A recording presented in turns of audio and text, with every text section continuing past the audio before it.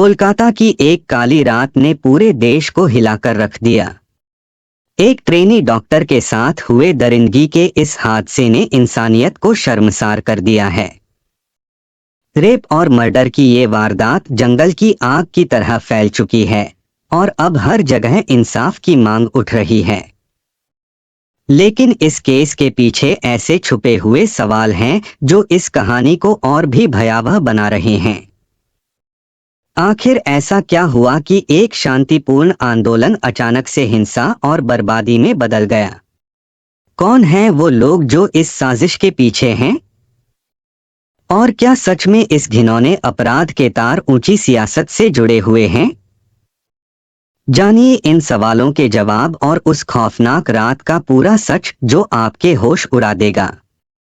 इस कहानी के हर मोड़ पर ऐसा रहस्य छिपा है जो आपको आखिर तक बांधे रखेगा। कोलकाता में ट्रेनी डॉक्टर के साथ रेप और मर्डर की खबर जंगल की आग की तरफ पूरे मुल्क में फैल गई है। कश्मीर से केरल तक इस कांड को लेकर गम और गुस्से का सैलाब उमड़ रहा है। हर जगह इंसाफ की पुकार लगाई जा रही है। इसी बीच इस पूरे मामले की तफ्तीश देश की केंद्रीय जांच एजेंसी सीबीआई ने शुरू कर दी है। सीबीआई को उन 5 सवालों के जवाब तलाश करने हैं जिनके बारे में माना जा रहा है कि उनमें ही पूरा सच छुपा है।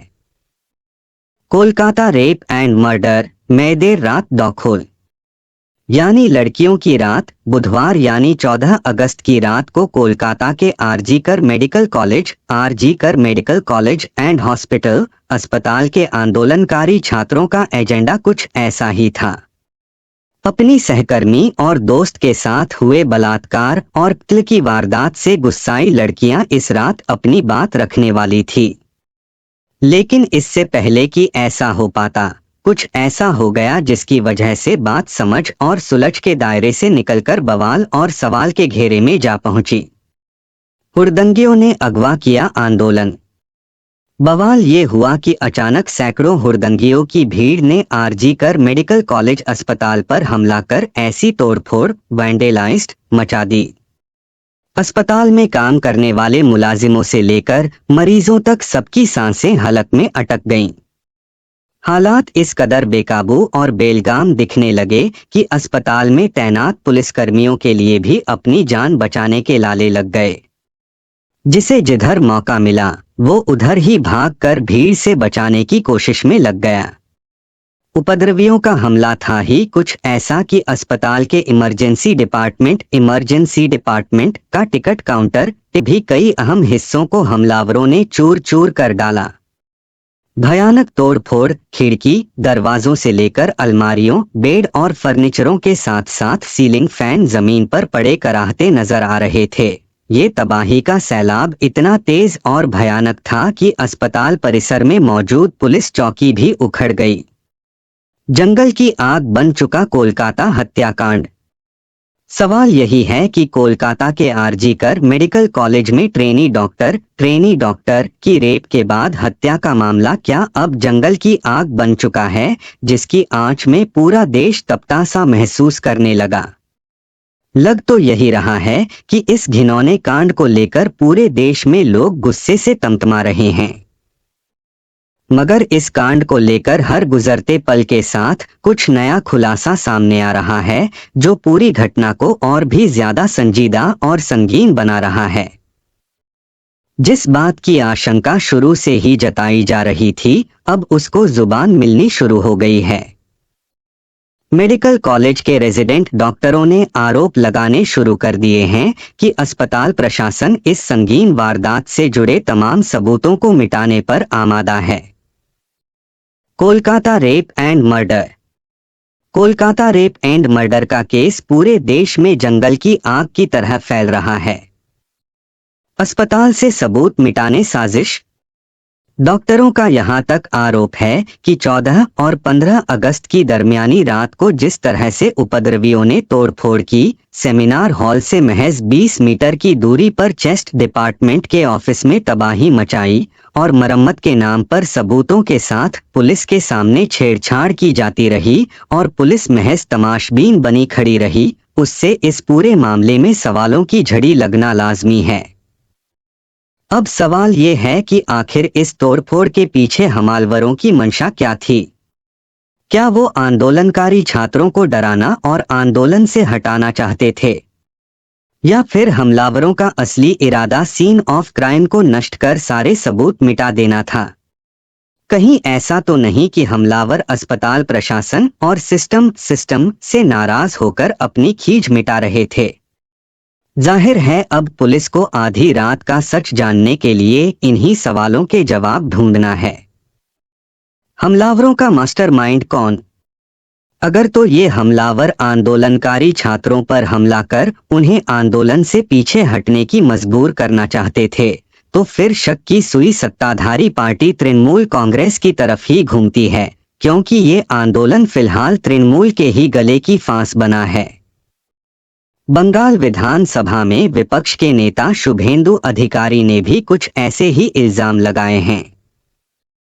हालांकि तृणमूल के सांसद अभिषेक बनर्जी ने आंदोलनकारियों का समर्थन करते हुए अस्पताल में हमला करने वालों पर बगैर किसी भेदभाव के फौरन कानूनी कार्रवाई करने की मांग की है। ऐसे में देखा जाए तो हर कोई हमलावरों के खिलाफ नजर आ रहा है, लेकिन हमलावर हैं कौन, इसका जवाब फिलहाल किसी के पास नहीं। पुलिस कमिश्नर का पैंतरा। फिलहाल कोलकाता पुलिस ने इस सिलसिले में करीब 12 लोगों को गिरफ्तार किया है, उनसे पूछताछ कर रही है। इसी के साथ साथ सोशल मीडिया पर कोलकाता पुलिस ने हमलावरों की कुछ तस्वीरें फैलाने और उनके बारे में सुराग देने की अपील भी लोगों से की है। पुलिस ने कहा है कि हमलावरों की भीड़ में बहुत से लोग ऐसे थे जो हाफ पैंट, टी शर्ट या फिर सिर्फ बनियान पहने ही आरजी कर अस्पताल तक पहुंचे थे। ऐसे में शक है कि ये लोग कहीं दूर दराज से नहीं आए, बल्कि ये आसपास के ही लोग थे जिन्हें हमले के लिए तैयार करके यहाँ तक लाया गया था। मगर कमाल ये है कि इस पूरी अराजकता के लिए अब कोलकाता पुलिस के कमिश्नर विनीत कुमार गोयल अब मीडिया को ही कसूरवार ठहराने लगे हैं। आरोपी ने पीछा किया, सीसीटीवी बताएगा सच। हालांकि इस मामले को सीबीआई के हवाले किए जाने से पहले कोलकाता पुलिस ने संजय रॉय नाम के मुलजिम को गिरफ्तार कर लिया था, लेकिन अब ये सवाल सामने आया है कि संजय रॉय करीब महीने भर से वारदात का शिकार बनी डॉक्टर का पीछा कर रहा था। ऐसे में सीबीआई आरजी कर मेडिकल कॉलेज से लेकर आसपास के इलाके में लगे सीसीटीवी कैमरों की फुटेज खंगाल कर देख रही है, ताकि ये पता चल सके कि क्या वाकई संजय रॉय उस डॉक्टर का पीछा करता था या नहीं। पैर 90 डिग्री तक घूमे थे। ट्रेनी डॉक्टर के रिश्तेदार का कहना था कि जब डॉक्टर के पिता ने 3 घंटे के इंतजार के बाद बेटी का शव देखा तो विचलित हो गए, क्योंकि डॉक्टर के शरीर पर एक भी कपड़ा नहीं था। उसके पैर 90 डिग्री पर एक दूसरे से अलग थे, और ऐसा तब तक नहीं हो सकता जब तक कि इंसान का पेल्विक गर्डल न टूट जाए। मतलब साफ है कि उसकी टांगों को चीर दिया गया था। उसका चश्मा टूटा हुआ था और आंखों में चश्मे के टुकड़े थे। उसके मुंह से खून निकलने के निशान थे। पोस्टमार्टम रिपोर्ट में कहा गया है उसकी दोनों आंखों और मुंह से खून बह रहा था। चेहरे और नाखून पर चोट के निशान थे। पीड़िता के प्राइवेट पार्ट से भी खून बह रहा था। उसके पेट, बाएं पैर, गर्दन, दाएं हाथ और होठों पर भी चोट के निशान थे। पिता ने क्लिक की बेटी की तस्वीर। पिता को बेटी की एक तस्वीर क्लिक करने की अनुमति दी गई, जिसे बाहर आकर उन्होंने रिश्तेदारों को दिखाया। जख्मी शरीर, चिरे हुए पैर इसका इशारा कर रहे हैं कि हत्या करने वाला अकेला संजय रॉय नहीं था। इशारा यही है कि कई लोगों ने मिलकर ट्रेनी डॉक्टर की जान ली। Kolkata rape case.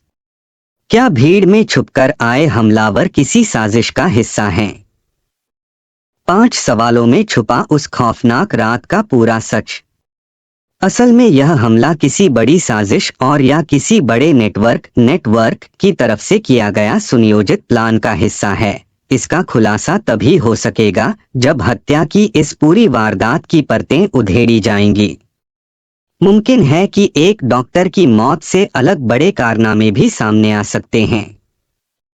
तभी तो माना जा रहा है कि सीबीआई के सामने मुख्य तौर पर 5 ऐसे सवाल हैं जिनका जवाब अगर मिल जाता है तो यकीनन उस खौफनाक रात का पूरा सच सामने आ सकता है। हॉस्पिटल में घुसकर तोड़फोड़ की। चश्मदीदों की माने तो उपद्रवियों ने रेप मर्डर वाली जगह को टारगेट किया और सबूत मिटाने की कोशिश की। इसके आसपास लगे सीसीटीवी कैमरा भी तोड़े गए। यह हमला किसी बड़ी साजिश और बड़े आपराधिक नेटवर्क की ओर इशारा कर रही है।